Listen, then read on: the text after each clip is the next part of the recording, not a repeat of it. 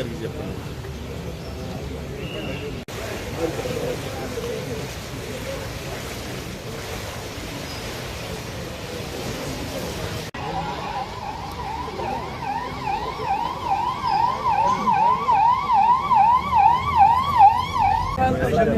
వెనక్కి కూడా మీరు చెప్పేది వినండి సార్ ముందు. మినిస్టర్ వస్తుంది.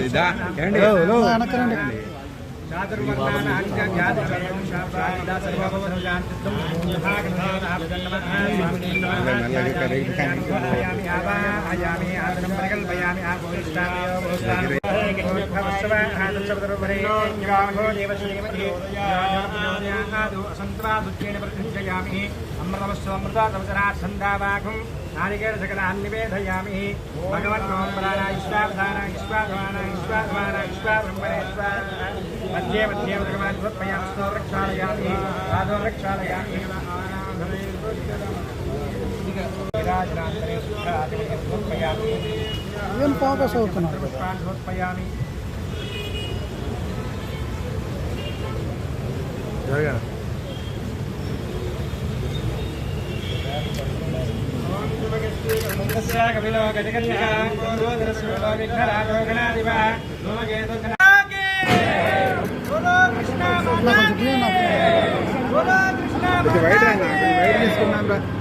వెయిట్ వెనక్కి వచ్చేసి అరేంజ్ చేద్దాం రండి. వెళ్ళబ్బా అరే సైడ్ రా.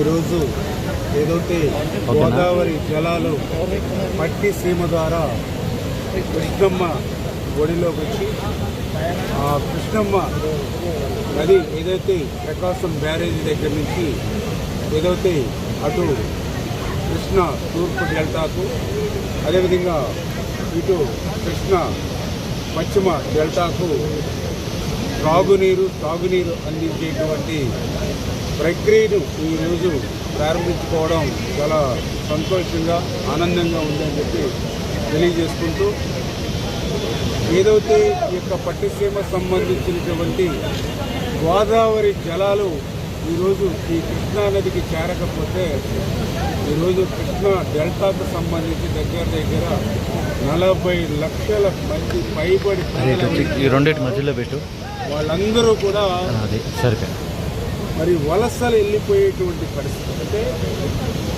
పంటలు పండించడానికి సాగునీరు మాట నుంచి కనీసం మనిషి జీవించడానికి అవసరమయ్యేటువంటి చుక్క నీరు కూడా వాళ్ళకి లేక చెరువులన్నీ కూడా ఖాళీ అయిపోయినటువంటి పరిస్థితిలో వాళ్ళ దాహార్తిని వేళ తీర్చగలుగుతుంది అని అంటే అది చంద్రబాబు నాయుడు గారి దార్శనికతకు ముందు చూపుతూ నిదర్శనమైనటువంటి పట్టిసీమ.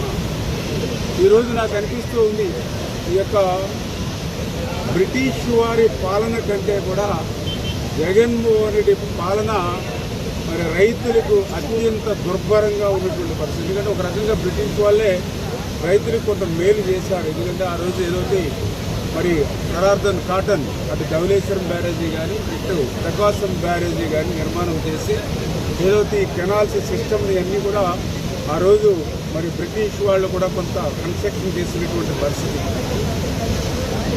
అటువంటి బ్రిటిష్ వారు ఈ యొక్క గోదావరి కృష్ణా ప్రజల మీద చూపినటువంటి మమకారం కూడా ఇక్కడ ప్రజల ఓట్లతో గెలిచినటువంటి జగన్మోహన్ రెడ్డికి లేకపోవడం చాలా చాలా దురదృష్టకరమైనటువంటి విషయం.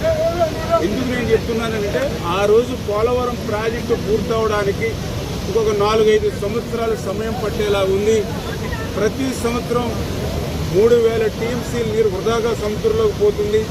ఆ పోలవరం పూర్తయ్యేంత లోపుగా కనీసం ఆ గోదావరి జలాన్ని కృష్ణాకు మరలుద్దాం, ఒక 1300 కోట్ల రూపాయలతో పట్టిసీమ అని ఆ రోజు ప్రారంభిస్తే మరి ఆ రోజు దాన్ని కూడా అసెంబ్లీలో వ్యతిరేకించినటువంటి మరి కృష్ణా డెల్టా ద్రోహి, రాయలసీమ ద్రోహి, ఉత్తరాంధ్ర ద్రోహి జగన్మోహన్ రెడ్డి ఆ రోజు 1300 కోట్ల రూపాయలు పట్టిసీమకు పెడితే మరి ఆ 4 సంవత్సరాలు ఏదైతే 15 నుంచి 19 4 సంవత్సరాల్లో దగ్గర 300 టీఎంసీ నీరు ఆ రోజు పట్టిసీమ ద్వారా కృష్ణా డెల్టాకి ఇచ్చి దగ్గర 50,000 కోట్లు సంపదను ఆ రోజు రైతులు సృష్టించేలా చేశాం. మరి అటువంటి ముందు చూపు చంద్రబాబు నాయుడు గారు. మరి ఈరోజు మనం చూస్తూ ఉన్నాం, మరి నిజంగా పట్టిసీమ లేకపోతే ఈరోజు కృష్ణా డెల్టా వలసపోవడమే కాదు, మరి ఆల్టర్నేటివ్గా ఏదైతే పులిచింతలు ఉంది, ఏదైతే కృష్ణా వాటర్ నదులు ఏదైతే అటు ఆలిమెట్టి దగ్గర నుంచి ఇటు నాగార్జున సాగర్కి వచ్చే సమయం కృష్ణా డెల్టా వచ్చేటప్పటికి ఆగస్టు 2వ వారం అయిపోతూ ఉంది.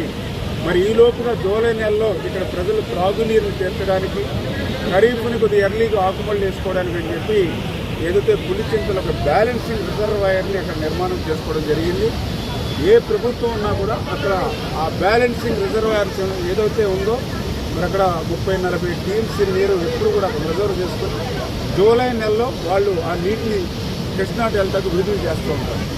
మరి ఈరోజు ఆ పులిచింతల్లో 30 టీఎంసీల మాట అడిగి కనీసం 1/2 టీఎంసీ నీరు కూడా అక్కడ పెట్టలేదనంటే ఆ రోజు ఆ ఉన్న నీటిని కూడా మేనేజ్మెంట్ చేయకుండా వృధాగా సముద్రంలోకి వదిలేసి ఈవేళ కృష్ణా డెల్టా ప్రజలకు ఎంత ద్రోహం చేశాడో ఆ పులిచింతల్లో డెడ్ స్టోరేజీ పెట్టడం ద్వారా ప్రజలందరికీ కూడా అర్థమవుతున్న పరిస్థితి. అందుకే ఈ యొక్క కృష్ణా డెల్టా మీద కానీ గోదావరి డెల్టా మీద కానీ కనీసం బ్రిటిష్ వారు చూపించే ప్రేమ కనికరం అభిమానంలో దేశమెత్తు కూడా ఈ జగన్మోహన్ రెడ్డి ప్రాంతం మీద చూపించలేనటువంటి దుస్థితి. అందుకే ప్రతి నీటి బొట్టుని వర్షం పట్టాలి, దాన్ని ఆఖరి పొలం వరకు తీసుకెళ్లాలని చంద్రబాబు నాయుడు గారి ఆదేశాల ప్రకారమే మేము ఏదైతే మంత్రిగా కానీ ముఖ్యమంత్రిగా ప్రమాణ స్వీకారం చేసినటువంటి 20-25 రోజుల్లోనే ఏదైతే గత 4 సంవత్సరాల నుంచి కూడా మెయింటెనెన్స్ లేకపోయినా ఎత్తుపోతాం ఈ 10-15 రోజులు యుద్ధ ప్రాతిపదిక మీద మరి ఏదైతే తుప్పు పట్టేసినటువంటి మోటార్లన్నీ కూడా మళ్ళీ రిపేర్ చేసుకుంటూ ఏదైతే ట్రాన్స్ఫార్మర్స్ ఇవన్నీ కూడా కండిషన్ లేక కాలిపోయినా మళ్ళీ వాటిని బాగు చేసుకుంటూ స్పేర్ పార్ట్లు కూడా లేక అంటే గత 4 సంవత్సరాల్లో మెయింటెనెన్స్ ఇవ్వక స్పేర్ పార్ట్లు కూడా లేకుండా చేతులెత్తేసినటువంటి పరిస్థితుల్లో మళ్ళీ అటు పట్టిసీమ కానీ పురుషోత్తంపట్నం కానీ పుష్కర కానీ తాడిపూడి కానీ అన్ని యుద్ధ ప్రాతిపదిక మీద ఈ 15 రోజులు కట్టబెట్టుకుంటూ ఇవాళ గోదావరి నీరు ఈ వెస్ట్ ఈస్టర్న్ డెల్టాల్లో మరి పరవళ్ళు తక్కుతూ ఉంది అని అంటే మరి ఈవేళ మేము చేస్తున్నటువంటి కృషి చంద్రబాబు నాయుడు గారు ఇచ్చిన ఆదేశాల ప్రకారం పనిచేసుకుంటూ పోతూ ఉన్నాం.